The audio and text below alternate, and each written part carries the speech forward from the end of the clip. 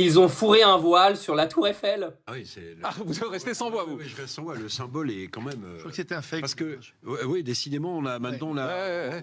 On a La réalité, vous voyez, elle est plus forte que. Elle est incroyable, regardez, elle est incroyable l'image. Oui, on voile la tour Eiffel, donc on voile la France. En fait, c'est ça le. Alors, il y a un but commercial, il y a un but évidemment politique très fort. Pardonnez-moi. Peut-être que Bien sûr. vous allez vous expliquer que dénoncer le fait de voiler la tour Eiffel, c'est islamophobe.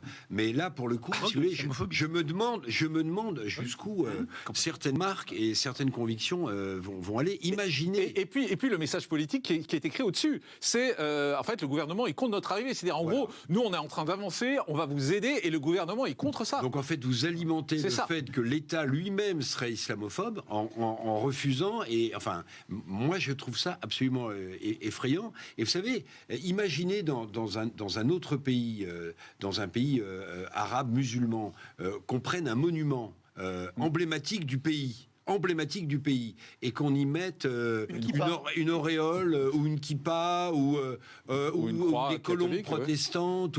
Mais là, ce serait un tollé général. Là, j'espère qu'il va y avoir... Attends, on va l'arrêter le mongol là. En plus, il est interviewé par un mec qui vient de prendre de la prison pour pédophilie. C'est quand même fantastique ces news. Hein. C'est que vous avez un paquet d'islamophobes avec un gars qui vient d'être condamné pour pédophilie qui présente le journal. C'est fantastique. Et tu sais que ça pourrait pas se passer dans les autres pays. Tu sais pourquoi ? Parce que dans les autres pays, ils font pas de la propagande pour insulter les chrétiens et les juifs toute la journée. Tu vois, je te le dis comme ça. Je sais pas. Il y a de la provoque comme ça sur la tour Eiffel parce qu'en fait, vous êtes tellement devenu ridicule avec le voile toute la journée en France que vous avez des marques qui marchent sur ça pour faire du buzz.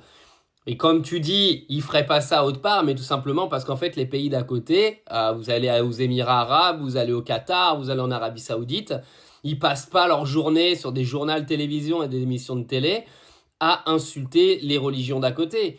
Alors après, qu'ils soient pour ou contre les religions d'à côté, c'est pas le problème, mais ils en parlent pas toute la journée à la télé pour amalgamer toute la population du pays, tu vois. Donc arrêtez de comparer ce qui est pas comparable. On est le pays le plus détestable du monde. D'accord ? On est le pays qui divise tout le monde. On est les pays qui acceptent pas la différence, qui acceptent pas les autres religions, qui acceptent pas les cultures, qui sont pas similaires à la nôtre. Donc automatiquement, vous avez des marques qui jouent là-dessus pour faire du buzz. Mais non, ça se passera pas à côté, mon grand. Tout simplement parce qu'à côté, ils ont pas la même mentalité de merde que nous, on a en France. Alors là, ça va être le symbole de la semaine, hein. Vous allez voir, vous allez dire, ouais, regardez le grand remplacement, il arrive, appelez-moi Jordan qui règle tous les problèmes.